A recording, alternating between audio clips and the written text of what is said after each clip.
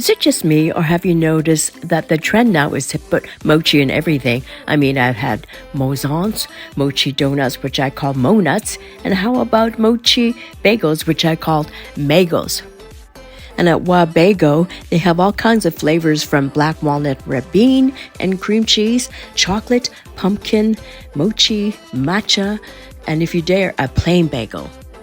I tried the apple cinnamon, which had little pieces of apple inside, and it was nice and fluffy and wasn't too sweet, and I actually toasted it and it tasted really good.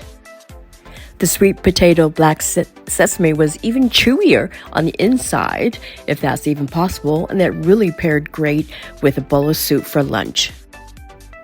Overall, I really like the texture of the mochi inside because it gives a different texture than normal bagels. These bagels are not by any means cheap, but if you look at them, they're rather big and they're rather filling.